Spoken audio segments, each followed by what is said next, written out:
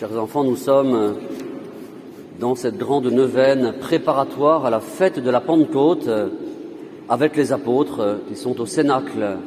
Ce n'est que quand Jésus est monté au ciel le jour de l'Ascension, jeudi dernier, il leur avait demandé de se préparer justement à recevoir l'Esprit Saint. On peut dire que c'est la première grande retraite chrétienne. Et nous devons, jusqu'à la Pentecôte, jusqu'à dimanche prochain, prier tous les jours que le Seigneur nous envoie le Saint-Esprit. Alors bien sûr, nous l'avons déjà reçu au baptême. La Pentecôte, c'est un peu la confirmation, le sacrement de la confirmation pour les apôtres. Mais ils avaient bien sûr déjà l'Esprit Saint avant. Nous aussi, nous avons déjà reçu l'Esprit Saint au baptême. L'Esprit Saint est déjà dans notre cœur avec le Père et le Fils, toute la Trinité. Mais nous devons, attirer encore plus les lumières et la force de l'Esprit Saint. C'est surtout ces deux choses que vous pouvez demander, chers enfants, que l'Esprit Saint vous éclaire davantage et qu'il vous fortifie. Si jamais on ne voit pas le bien et le mal, évidemment, on risque de faire un peu n'importe quoi. Quand on voit les choses plus clairement, ça ne veut pas dire que ce sera facile, mais déjà, ça nous permet de voir ce que nous devons faire. Et c'est là où il faut demander la force. Sans l'aide de Dieu, nous n'y arriverons pas. Ce Saint-Esprit que Jésus a promis aux apôtres, il nous le promet à tous, à toute l'Église évidemment. Il l'appelle d'un nom qui est un peu compliqué, le Paraclet.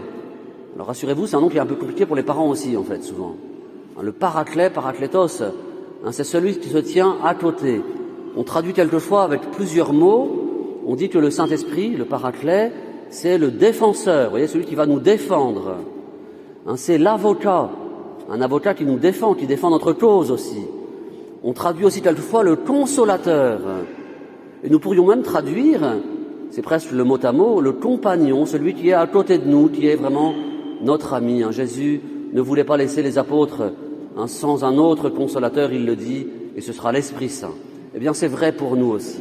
Donc vous voyez, nous avons beaucoup de chance. Jésus est présent dans l'Eucharistie, nous l'avons rappelé l'autre jour, et Jésus nous donne une force supplémentaire encore avec l'Esprit Saint.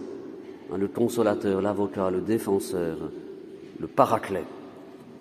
Et si l'Esprit Saint nous est envoyé, chers enfants, même pour vous, c'est pour que nous soyons, pour que vous soyez témoins. Nous l'avons entendu dans l'Évangile. Nous devons tous être témoins du Christ, témoins de l'amour de Dieu qui a aimé tous les hommes jusqu'à verser son sang pour chacun d'eux, pour ramener les pécheurs au pardon et à la vie avec Dieu. Alors pour cela, il n'est pas nécessaire d'être pape, évêque, prêtre, religieux, religieuse. Tout chrétien doit être missionnaire. Nous le sommes spécialement, c'est vrai, par le sacrement de la confirmation, qui fait de nous les soldats du Christ. Mais voilà, demandons à accueillir cet Esprit Saint avec le désir, nous aussi, de témoigner de Jésus, de son amour, de témoigner,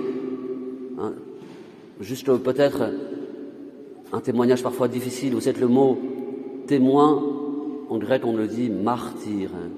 Les martyrs, ce sont les témoins qui ont témoigné jusqu'au sang. Alors je ne sais pas si ce sera notre cas, probablement pas, mais peut-être, on ne sait jamais. En tout cas, ce qui est sûr, c'est que nous devons témoigner dans un monde qui n'est pas facile. Autour de vous, il y a beaucoup de gens qui ne croient pas en Jésus. Beaucoup de gens qui ne croient peut-être même pas en Dieu. Et c'est pas toujours facile de témoigner avec la fidélité, mais si nous voulons vraiment le faire, il nous faut retenir ce que Saint Pierre disait dans l'Épître. Il faut rester vigilant, sobre et surtout garder la charité fraternelle.